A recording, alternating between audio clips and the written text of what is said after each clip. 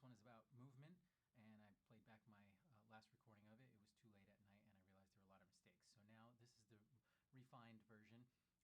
Basically, we've gone through at this point what the interface looks like, how to use all of these patches, how to interconnect them, the different types of patches that exist, and a little bit about how to put images and movies on the screen, how to play sounds, all these things. And we still haven't talked about time and movement.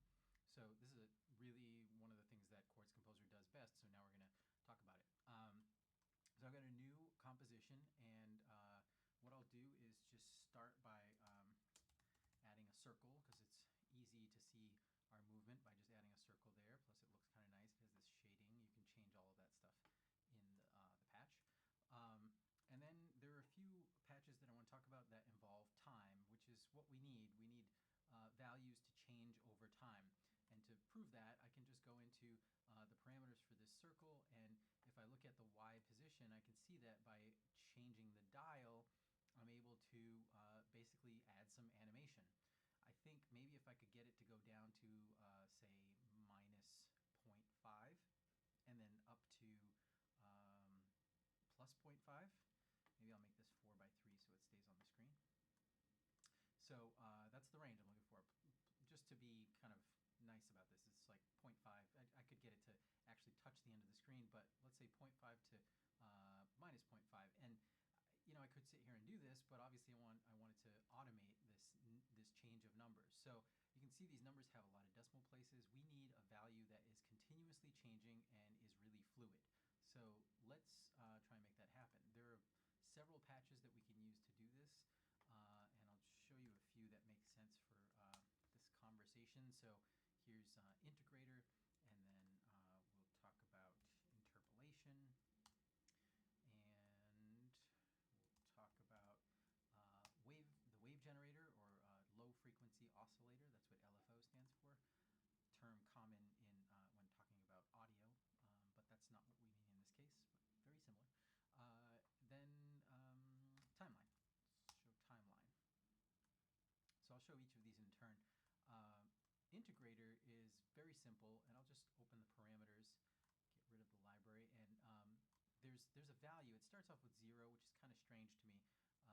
If I started at 1, let's take a look at what's happening. We'll add an instruction patch here, and we should be able to see whatever number is coming out of there.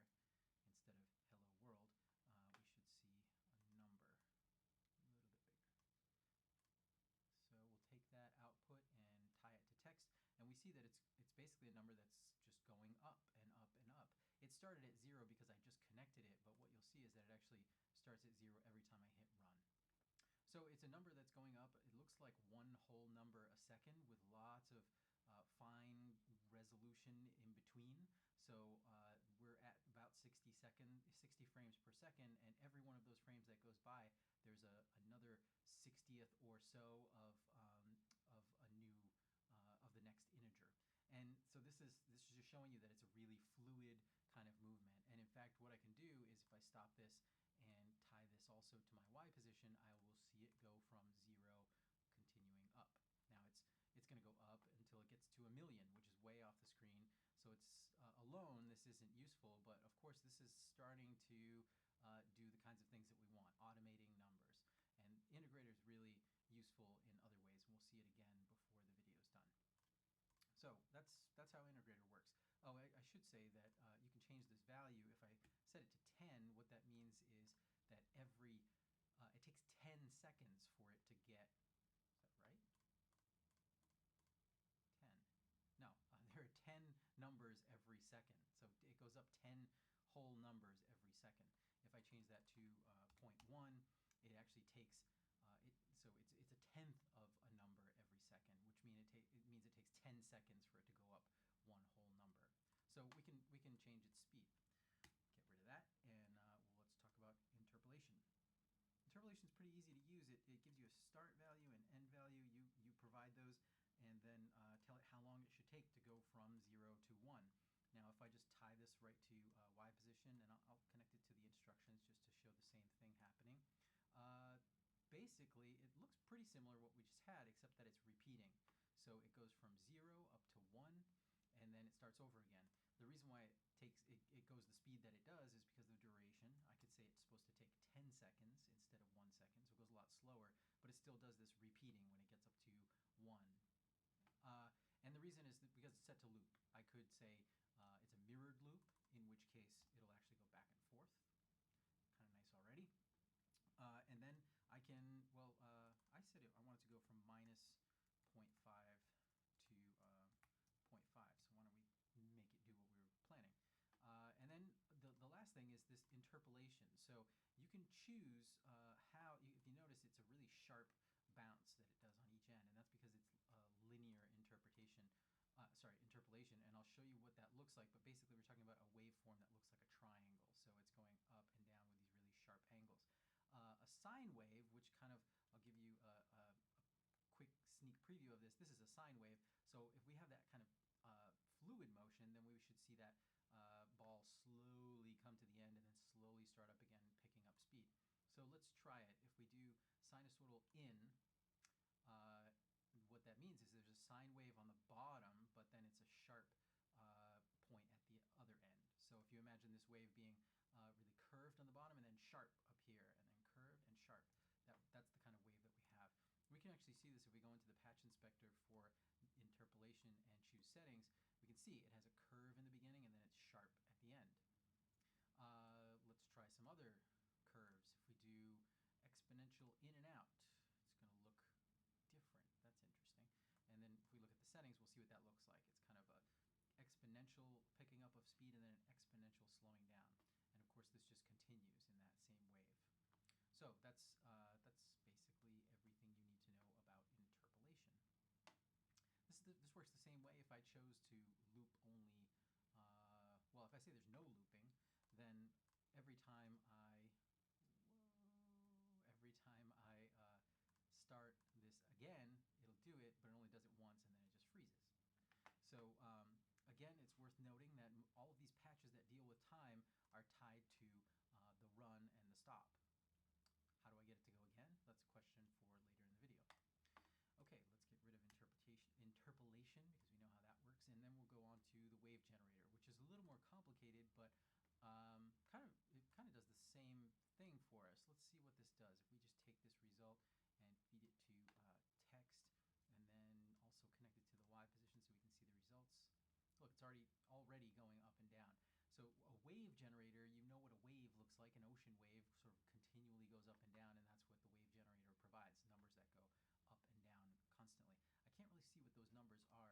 Maybe I'll add a number formatter in there and make it a little bit clearer. So if I take that result, make it go to the number formatter, and then make that go to the text instead, I can see those numbers look like they're going from 0 to 1. And I can see it up here too, but with more decimal places. So that's not exactly what I wanted. I wanted to go from minus 0.5 to 0.5. Now's probably a good time to take a look at the settings here.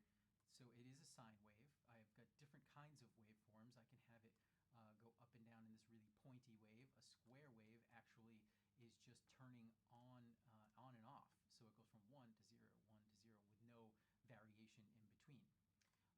So that could be useful, and especially if we want to flash something on and off, of course. So let's try the sine wave again and take a look at first period. You can guess what the period is. The period is how long it takes to make one of these full cycles from the middle of the wave to the next middle of the wave. So it's kind of a complete traversal of this wave. That's the period. That's how long it takes. So we can kind of see that it takes 1, 2, 3. It takes a second each time. The phase is basically where this wave moves horizontally. It would look the same, but it would kind of move horizontally, which for us most of the time doesn't matter as much as these other settings. But amplitude is very important. Amplitude is basically, let me just make a new equation here, and I'll say it's the sine of x. That's what that looks like, the black line there. I'll get rid of the other one. It doesn't look exactly like we have this. What we have, this one goes from -1 up to 1, and we've decided that this one goes from 0 to 1. And also, it takes a really long time to do it. It takes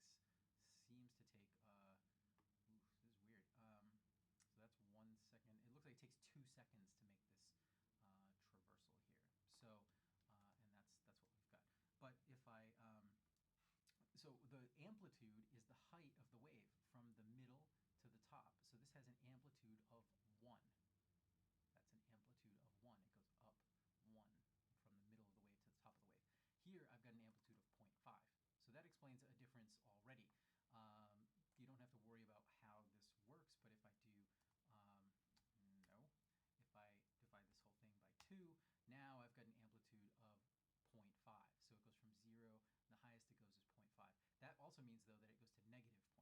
So it goes negative 0.5 to 0.5, which is kind of what I want, but that's not what I'm getting. I'm getting 0 to 1.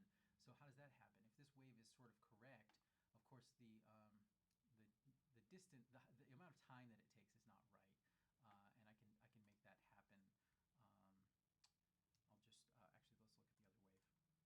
This is what we want, right? So we want it to go from 0 to 1 over the course of 1 second, and that seems to be what this is doing. So how did we get there is the question.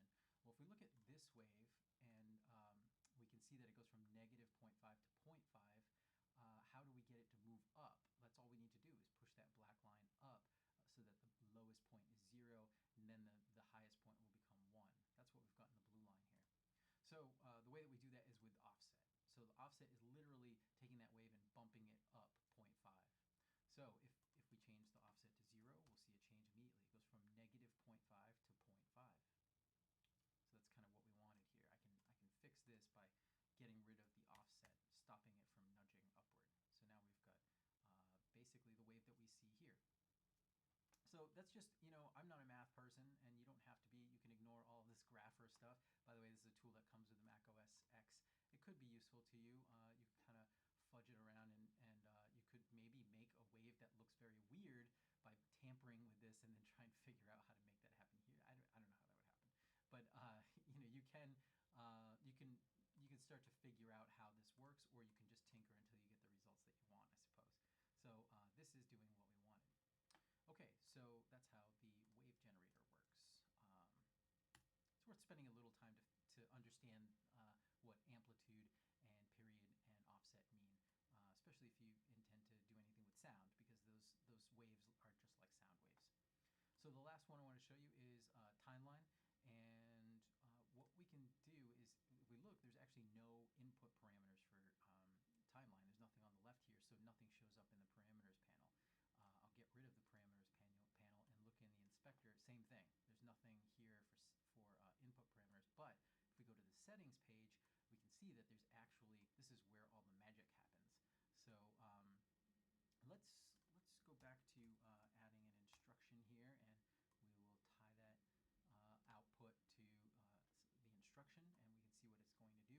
And then we can also set it to, or feed it into our Y position. And again, we have to hit stop and run, and what happens? Well, exactly what the settings say. It goes, this is time, so over the course of 1 second, it goes from 0 to 1. And it does it in this really nice smooth curve. So let's try that again. Is that what's happening? Yes, it's kind of a smooth takeoff, and we don't see it slow down because it's off the screen, but it's a smooth takeoff, smooth transition to 1. So where are we now? We're probably like 15 seconds into the sketch, this composition running, so we're way out here on the timeline, but this line, at this point, it never changes, so it's staying at 1, and you can see that here, it hasn't changed. It just stays at 1 forever. So this is not a very interesting curve, and the interesting thing comes when you expose this little area here, and it tells you how to add and modify this whole thing. So and this is interesting. You can see it moving right now because what I'm doing is changing the forever result by moving this around.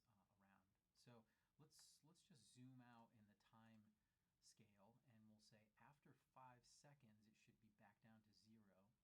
So it goes up in a nice smooth way and then linear down to 0. Let's see what that looks like. Up, and then a slow linear going down to the value of 0. And it stays there. So that's how this works. Now, that's everything you need to know about these few patches, but it would be nice to know how we can get it to not be tied specifically to the run and stop. And this is crucial. So we're kind of starting on a new topic for the last 2 minutes of the video, which is how we can manipulate there is a way for timeline, interpolation, wave generator, all of these time-based processor patches for us to fool it into thinking that the clock is actually different than it really is. The clock is called patch time, and there's actually a patch called patch time. If we look at what patch time is, all it is just a smoothly changing number that counts from whenever I hit the run button. So all of these time-based patches run according to patch time, which is kind of like the clock time. Well, what if we fooled it into thinking that the clock was actually going slower than it really is, or that it was going backwards, or that we could start it over by clicking the mouse, or we could start it over after 10 seconds. There's all kinds of possibilities. And the way that we do that, this is sort of like not obvious. You right-click on the patch, you hit time-based, and you change it to external. It adds a new input here, and now we're going to feed it what we want it to think the clock is. So how could we do that? Well, we know about one patch that actually counts up from 0, right? And we can make it count up in a normal way. Let's see what that looks like. Counts 1, 2, 3, because I put a value of 1 here. So if I tie that to patch time, there's really no difference, because my integrator is doing the same thing that patch time does. It counts up from 0 when I hit run. Well, there is, however, a reset signal on the integrator. So what if I connect my mouse left button to the reset signal? So now, every time I click the left mouse button, it starts time over. Or at least the timeline patch thinks time is starting over. So this is kind of the same as if I had just stopped and hit run. Time is starting over. So we're actually manipulating what this patch thinks time is. It's kind of nice. Like once it gets down there and it rests, it's sitting at its steady value of 0, was it? I think 0. It's sitting at 0, and I can click the button and make it start that whole timeline over again. Okay, so the last thing I want to show you is a separate sketch that composition that I created called ball bounce, and all it is another circle with a timeline. But this timeline, if we look at it, looks like, well, you can kind of guess what's happening here. Let's fit everything in. So it's starting at 1.5 and it's falling down, hitting 0 and jumping back up, hitting 0, jumping. This is a drawing of what a ball looks like being bounced across the room. And that, if we tie that to our vertical position, that's exactly what we get, is that kind of animation. By the way, you can change the name of this this number that's coming out. You see mine says vertical position. There's a weird bug, it seems. You actually have to double click on it and then just type and hit enter, and then it changes. It doesn't seem to work properly, but there it is, so it's changed. Once you add more and more, because you can have another, let's add a new timeline. You can add more. Oh, I think you have to name it. I'll call it second. I can add a new one here that has some weird kind of action to it, and now I have a second output. So maybe that's the X position. That would be interesting. Let's see what this looks like. Pretty nice. How can I get it to start over when I click the mouse? Well, what if we add an interpolation as its external time base? Starts over. And why is that? Because my interpolation actually, so I used integrator before. It went from 0 and just kept going, and I was using the mouse to reset that. But interpolation works too, because it goes from 0 to 2